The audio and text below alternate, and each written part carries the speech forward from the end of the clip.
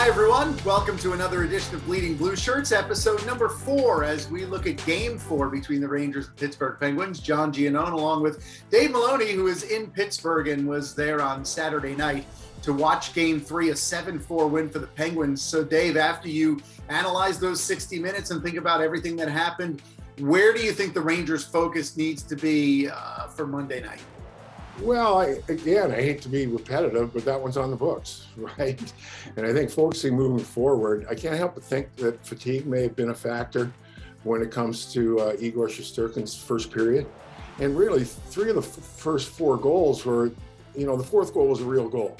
Boyle does a good job of taking Schneider off the puck. He puts it on, and Rodriguez one-times it. The others were, again, things happen over the course of the series. So I think also the power play, when you look at the power play, 3 successive chances at 4-4 late in the second into the third, we would suspect that power play will deliver at some point when needed. So I think, once again, it was a raucous building, and the Rangers now find themselves in the hole, but you get another chance. You're still in it until you're out of it. It's 2-1 now, Pittsburgh.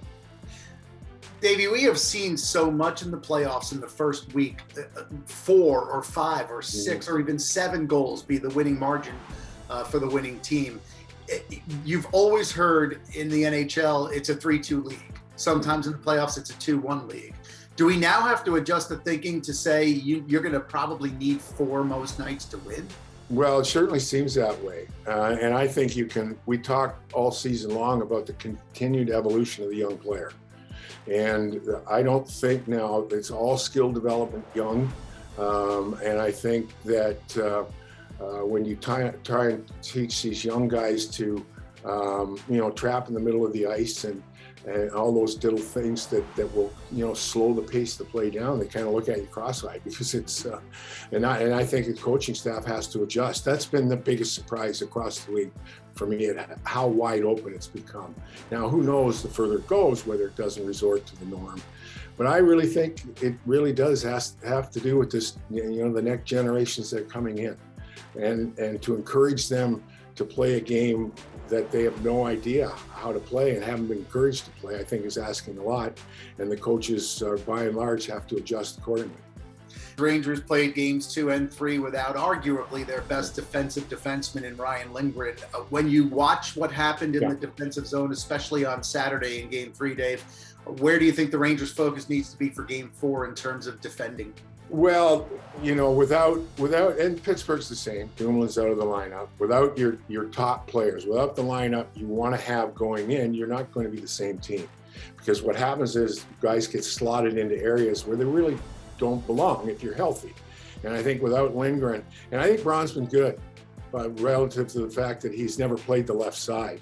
But Ryan Lindgren is a top pair defenseman. He's out, and I thought Nemeth had a rough night, and the youth probably showed with Braden Schneider.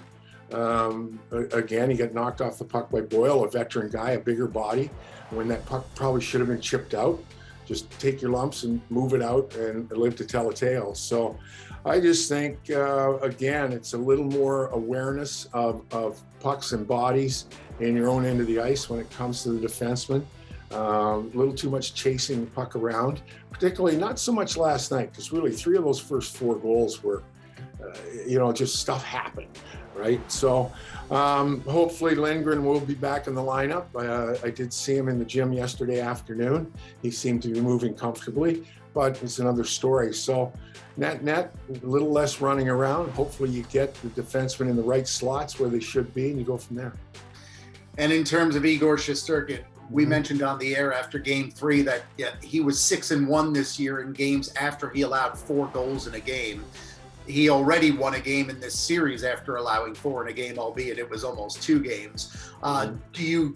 Because this is still uncharted territory, I wonder from you, do you think what happened in the regular season, he can at least fall back on that to feel confident about what will be his mindset for Game 4? Oh, yeah, you have to believe that, right? Because one little blip on a season, and really he's played almost 3 games, 3 full games in 5 days, and has been forced was what's 118 saves he had made prior to yesterday's game. So I don't think there's any question that, and those of us who follow diligently and respectfully have to put our faith in the fact that he's certainly shown a track record to bounce back, and he'll have a little more rest coming back into game 4 because he'll be needed. There's no question. He'll be needed. He's been the guy that they've relied on all season, and I don't think there's any expectation that he won't be ready for the challenge come game 4.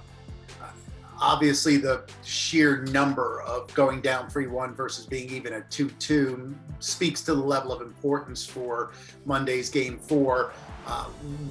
Where do you put it, Davey? I mean, is this almost as close to a must-win as an elimination game would be? Yeah, you're getting that much closer to a must-win, right? Although we go back to 2014, the team got booed off the ice after game 4, went down 3-1, and the circumstances of that season are surreal when you think about it, even at the time, given what happened to Marty St. Louis' mother and how they were able to rally around the troops. So who knows if there isn't a galvanizing moment, in the future, but there's certainly nothing yet to panic. I think this team has been resilient. We talked about it after game 1, and unfortunately they're in the same position going into game 4, but it isn't over till it's over. And I think adversity should teach you something. So I think, okay, we find out what they've learned here being in this situation, down 2-1 now on the road in a best-of-7 series. Yeah, and they've shown that resilience throughout the season. It's become the hallmark word for how to describe this team this year. So it's going to make for a fascinating Monday night. Thanks for your thoughts, Davey. Enjoy the game on Monday. We'll see you in a little bit. All right, John. It's always a pleasure. Be healthy. Thanks for watching, everyone.